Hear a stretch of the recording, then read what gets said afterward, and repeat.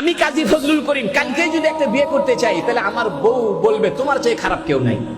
আর 4টে বিয়ে যদি করি, তাইলে তো মহিলারা আমাকে দেখতেই পারবে না। সেখানে হুজুর সাল্লাল্লাহু আলাইহি ওয়াসাল্লাম বিয়ে করেছেন 13টা, 11টা নিয়মতান্ত্রিক বিবাহ, আর 2টাকে হুজুর সাল্লাল্লাহু আলাইহি ওয়াসাল্লাম আজাদ করে মুক্ত করে বিবাহের মর্যাদা দিয়েছেন। 13 জন স্ত্রী ছিলেন। এবং মজার ব্যাপার হলো, হুজুর সাল্লাল্লাহু আলাইহি ওয়াসাল্লাম প্রথম বিবাহ করেছেন বয়সের দিক থেকে অসামঞ্জস্য সম্পূর্ণ। হুজুর সাল্লাল্লাহু আলাইহি ওয়াসাল্লামের বয়স যখন 25, খাদিজা রাদিয়াল্লাহু আনহার বয়স তখন 40। আর হুজুর সাল্লাল্লাহু আলাইহি ওয়াসাল্লামের বয়স যখন 53, তখন হুজুর সাল্লাল্লাহু আলাইহি ওয়াসাল্লাম বিয়ে করেছেন আয়েশা সিদ্দিকার বয়স 9। এখন নাস্তিকদের কাছে এটা একটা বড় মোক্ষম সুযোগ যে তোমাদের মুহাম্মদ তো বালিকাকে বিয়ে করে, তোমাদের মুহাম্মদ তো বহু বিবাহ করে, তোমাদের মুহাম্মদ তো নাউজুবিল্লাহ ক্যারেক্টারের দিকে দুর্বল।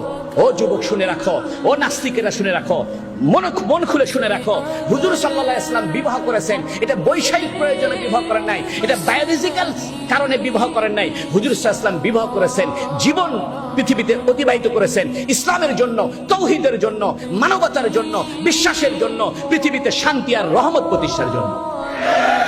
হুজুর সাল্লাল্লাহু আলাইহি সাল্লামের বয়স যখন 25, খাদিজা রাদিয়াল্লাহু আনহার বয়স তখন 40।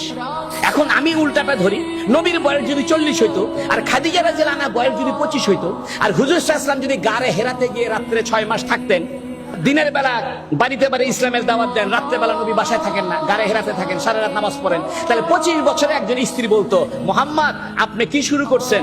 আপনি তো আমার হক আদায় করেন না, আমার বয়স 25, আপনি তো সারা রাত খালি নামাজ পড়েন আর সারা রাত ধরে আপনি গারে হেরায় থাকেন, এইরকম আপনি তো আমার হক আদায় করলেন না।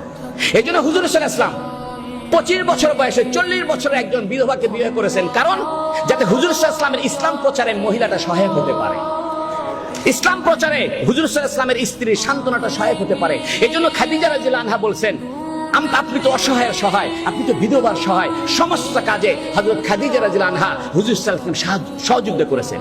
আমাদের স্ত্রীদের, আমাদের মা বোনদের এমন হওয়া উচিত। 2 নম্বর কথা, আয়েশা সিদ্দিকাকে কেন বিয়ে করেন অল্প বয়সে? এটা মহিলাদের বোঝা দরকার। দেখেন, হুজুর সাল্লাল্লাহু আলাইহি ওয়াসাল্লামের সমস্ত স্ত্রী ছিল বয়স্ক, বিধবা, কিন্তু হুজুর সাল্লাল্লাহু আলাইহি ওয়াসাল্লামের পারিবারিক জীবনে তো অনেক ব্যাপার আছে। নামাজের পরে রাত্রে ঘুমায় থাকেন, তখন হযরত জিবরাইল ওহী নিয়ে আসে। হুজুর সাল্লাল্লাহু আলাইহি ওয়াসাল্লাম রাত্রে তাহাজ্জুদ পড়েন, কেমনে তাহাজ্জুদ পড়েন, কিভাবে বাথরুমে যান, কিভাবে ঘুমান, এগুলো তো কোনো পুরুষ সাহাবীর পক্ষে জানা সম্ভব না। সম্ভব? হুজুর সাল্লাল্লাহু আলাইহি ওয়াসাল্লাম ইন্টারনাল লাইফ, পারিবারিক ইন্টারনাল লাইফ, রাত্রিকালীন জীবন, স্বামী স্ত্রীর একবারে অন্তরঙ্গ জীবন, এটা তো কোনো আবু হুরায়রার পক্ষে জানা সম্ভব না, এটা তো ইবনে মাসউদের পক্ষে জানা সম্ভব না, এটা তো আব্দুল্লাহ বিন আব্বাসের পক্ষে জানা সম্ভব না। এই জন্য আল্লাহ পাক হুজুর সাল্লাল্লাহু আলাইহি ওয়াসাল্লামকে অল্প বয়সের একটা মেয়ে, 9 বছরের একটা বালিকার সঙ্গে বিবাহের ব্যবস্থা করেছে, যাতে নবীজির ইন্টারনাল জীবনের লক্ষ লক্ষ হাদিস উনি মুখস্থ করে আমাদের কাছে পৌঁছাইতে পারে। হযরত আয়েশা সিদ্দিকার জন্ম না হলে, আয়েশা সিদ্দিকার মতো অল্প বয়সের একজন মেয়েকে হুজুর সাল্লাল্লাহু আলাইহি ওয়াসাল্লাম বিবাহ না করলে, আমরা হুজুর সাল্লাল্লাহু আলাইহি ওয়াসাল্লামের পারিবারিক জীবনের কিছুই জানতাম না।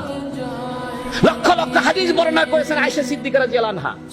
কোরআন নাজিল হয়েছে আয়েশা সিদ্দিকার লেপের ভিতরে। আয়েশা সিদ্দিকা বলেন, আমি আর হুজুর সাল্লাল্লাহু আলাইহি ওয়াসাল্লাম লেপের ভিতরে থাকতাম, কখনো আমার পা থাকতো নবীর গায়ের উপরে, কখনো নবীর পা থাকতো আমার গায়ের উপরে, এর মধ্যে ওহী এসে নাজিল হইত। আপনি আয়েশা সিদ্দিকার বিবাহ, আপনি শুধু বয়সের তারতম্য দেখছেন, বিষয় সেখানে না। বিষয় হলো এই উম্মতের জন্য, এই উম্মতের জন্য হুজুর সাল্লাল্লাহু আলাইহি ওয়াসাল্লামের ইন্টারনাল লাইফের পুঙ্খানুপুঙ্খানু বিবরণ আয়েশা সিদ্দিকার মতো একজন ব্রেনি মহিলার দরকার। আয়েশা সিদ্দিকা ছিলেন মোস্ট ব্রেনি মহিলা, মোস্ট ব্রেনি মহিলা। হুজুর সাল্লাল্লাহু আলাইহি ওয়াসাল্লামকে আল্লাহ পাক কুদরতি ভাবে হুজুর সাল্লাল্লাহু আলাইহি ওয়াসাল্লাম আল্লাহ ইশারা করিয়া আয়েশা সিদ্দিকার সঙ্গে বিবাহের ব্যবস্থা করেছেন, যাতে হুজুর সাল্লাল্লাহু আলাইহি ওয়াসাল্লামের ইন্টারনাল জীবনের পুঙ্খানুপুঙ্খানু বিষয় আমাদের পর্যন্ত পৌঁছে যায়। হুজুর সাল্লাল্লাহু আলাইহি ওয়াসাল্লাম আয়েশা সিদ্দিকাকে বিয়ে করেছেন, এটা খারাপ কিছু করেননি, বরং এটা দরকার ছিল। আয়েশা সিদ্দিকা রাদিয়াল্লাহু আনহার সঙ্গে যদি হুজুর সাল্লাল্লাহু আলাইহি ওয়াসাল্লাম বিবাহ না হতো, তাহলে আমরা হুজুর সাল্লাল্লাহু আলাইহি ওয়াসাল্লামের প্রাইভেট জীবন জানতে পারতাম না।